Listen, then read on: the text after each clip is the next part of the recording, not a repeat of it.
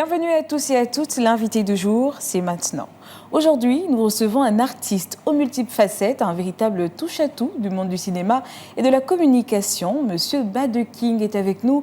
Il est acteur, réalisateur, producteur, entrepreneur, mais aussi formateur. Son parcours est une source d'inspiration pour toute une génération. Il est ici sur le plateau avec nous pour nous parler justement de ce parcours. Soyez le bienvenu sur ce plateau. Merci pour l'invitation. C'est un plaisir de vous recevoir.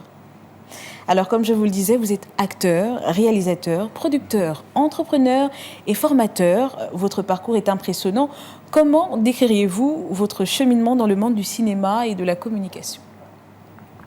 Alors, je pense que je peux le décrire de façon progressive. Très bien. En fait, ça a été petit à petit que les marques se sont posées.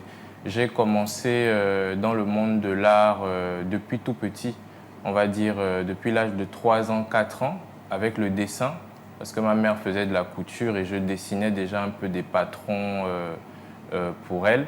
Donc j'ai baigné dans l'art dès ce moment-là et après j'ai touché à plusieurs disciplines. Et donc ma carrière, c'est un peu le reflet de ça. Donc un peu touche à tout et progressif, c'est-à-dire on ne sort pas d'un seul coup dans un domaine, on apprend progressivement et ensuite on fait ses marques.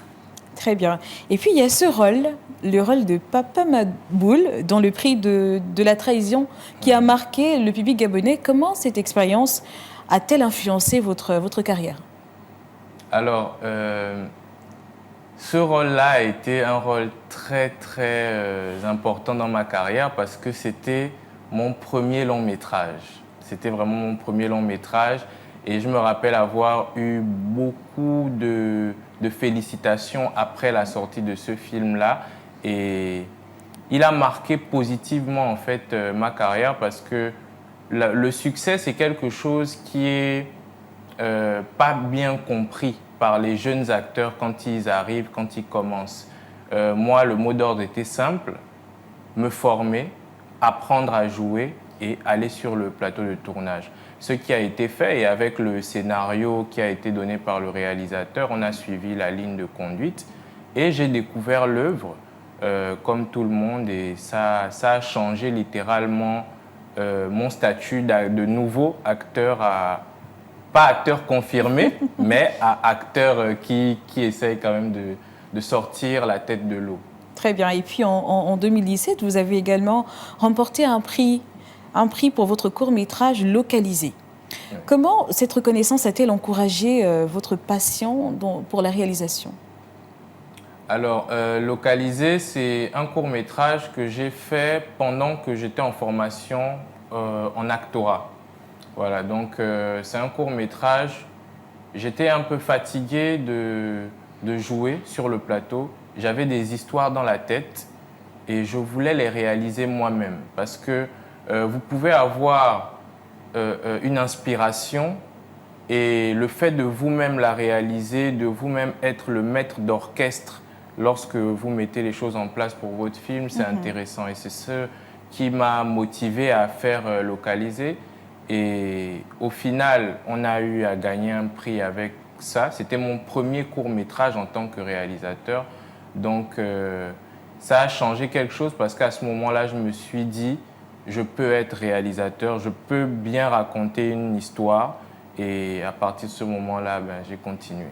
Très bien. Et en parlant d'histoire que vous avez dans votre tête, votre court-métrage Blue Mondays a remporté 3 prix au festival de court-métrage 22 minutes. Oui. Pourquoi avez-vous choisi d'aborder le thème de la dépression en Afrique? Alors ce thème-là, c'est un thème qui me tenait à cœur depuis très longtemps. Il faut savoir que Blue Mondays a été écrit depuis déjà 3 ans. Il y avait une réécriture à faire, mais le propre de ce court-métrage-là a été écrit déjà. Et ça venait d'un constat. Ici en Afrique, la santé mentale est vraiment négligée. Faut savoir que la dépression, ça peut toucher l'enfant comme l'adulte. On n'a pas les mécanismes pour détecter. On n'a pas les mécanismes pour accompagner. Aujourd'hui, quand on parle de psychologue à un jeune homme ou même à un adulte, aujourd'hui, il y a des personnes qui se braquent. Je ne suis pas fou, je n'ai pas de problème. Et ce tabou-là fait énormément de mal à notre société, à nos jeunes et même à nos adultes, encore plus parce que ce sont les adultes qui tiennent la main à ces jeunes-là. Et Blues Monday, c'était pour parler de ça, c'est pour parler, parce que c'est d'actualité, c'est pour parler de ça, c'est pour dire ce tabou-là, il faudrait qu'on en parle parce qu'on risque de perdre des êtres chers, des êtres aimés, juste à cause d'un tabou qui n'avait pas lieu d'être. Et beaucoup pensent surtout que c'est réservé aux Européens. Beaucoup se Voilà. braquent et se disent oui, mais c'est pas quelque chose qu'on connaît ici, c'est pas dans nos traditions. Aller voir un psychologue, enfin tradition, c'est surtout pas dans notre façon de voir les choses, de faire les choses. Donc il y a beaucoup qui se braquent surtout à cause de ça. Donc le sujet, il est vraiment très intéressant et je pense que ça permettra à beaucoup de personnes de mieux comprendre c'est quoi la dépression et surtout l'importance d'aller consulter. Alors, et comment, justement, comment est-ce que vous pensez que le cinéma peut-il être utilisé comme un outil de sensibilisation et de changement social? Alors moi, je peux dire que le cinéma, pour ma part, à la sortie d'une séance de cinéma, pardon, à la sortie d'une séance de cinéma, déjà j'ai une certaine habitude, c'est que j'aime aller regarder des films qui vont me nourrir spirituellement, intellectuellement. Je n'aime pas des films plats, c'est-à-dire que je ressors de la séance sans pour autant avoir appris quelque chose. Ce n'est pas forcément des films très intellectuels, ça peut être du comique, mais même dans ce comique-là, je sors de là en ayant appris quelque chose.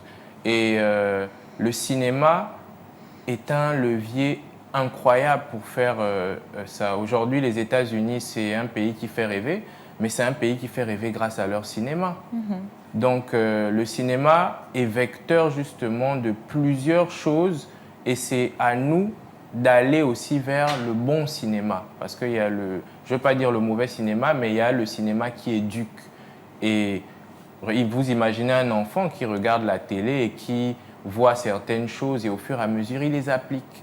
Parce que maman et papa ne sont pas tout le temps là pour surveiller cet enfant-là. Exactement. Vous le laissez devant la télé, mais la télé, c'est les dessins animés, c'est le cinéma. En tout cas, c'est des programmes. Et le message, il y a toujours un message. Qu'est-ce qui se dit derrière? Voilà, qu'il soit explicite ou implicite, il y a un message. Donc, le cinéma l'a déjà prouvé aujourd'hui qu'il est force de proposition. Dans Blue Mondays, vous avez parlé de la dépression en Afrique. Quel message souhaitez-vous transmettre à travers vos œuvres cinématographiques par la dépression en Afrique? Alors, à part la dépression en Afrique, on a traité de nos traditions, la perte de nos traditions dans la série Papa en t'entend qui a été réalisée.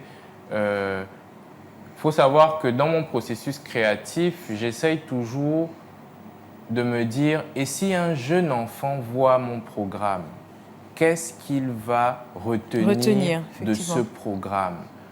Lorsque j'écris, je ne me bride pas parce qu'il y a des enfants peut-être qui regarderont le programme, non. Juste, je me dis, même si c'est un jeune adulte, quand il regardera le programme, il devrait garder quelque chose en tête ou il devrait comprendre quelque chose qui pourrait l'aider dans sa vie. Donc, la question de nos traditions qui disparaissent au fur et à mesure, notre culture, c'est quelque chose qui me tient beaucoup à cœur. La place de l'enfant dans la société, comment est-ce que ses émotions sont mises à la corbeille lorsque ça nous arrange, la dépression, comme on l'a cité tout à l'heure. Et puis, l'émancipation de l'Afrique sur tous les plans. Voilà, ce sont des sujets qui me tiennent beaucoup à cœur. Excellent. Et puis, quel conseil donneriez-vous à ces jeunes Gabonais qui aspirent à une carrière dans le cinéma ou dans la communication comme vous? Le conseil que je peux leur donner, c'est de faire. Ça va paraître peut-être bateau pour certains, mais faites ce que vous avez en tête. Si ce n'est pas bon, on vous dira que ce n'est pas bon.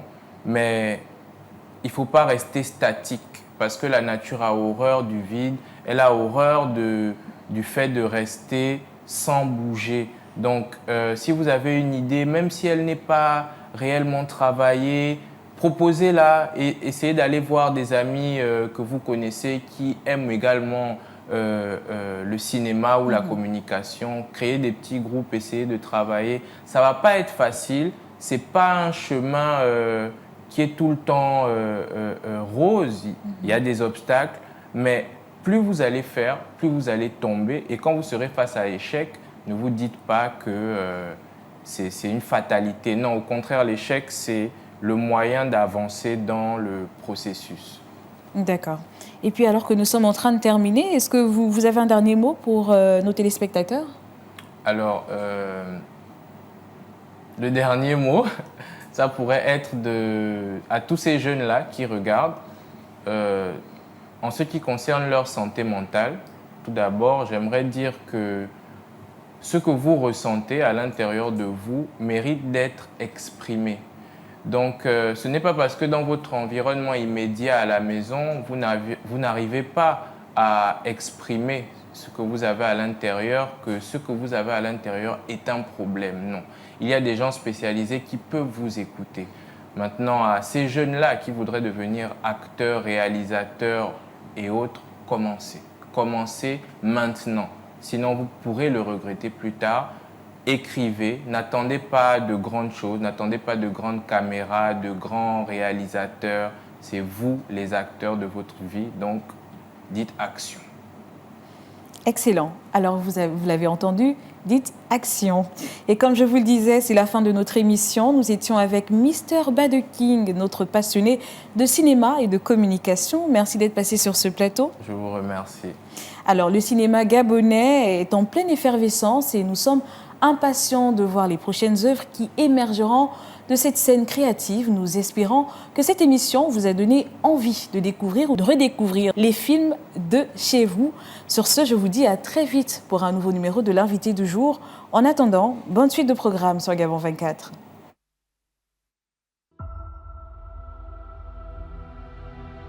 On avait des vacances programmées qui sont parties en fumée parce que monsieur n'était pas en forme.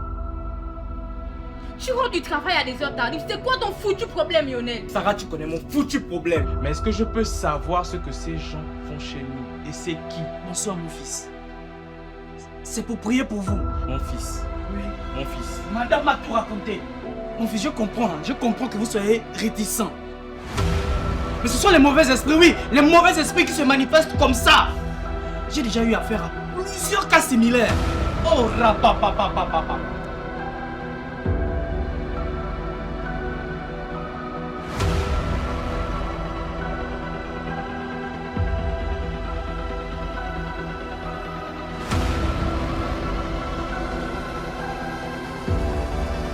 Je suis pas dedans.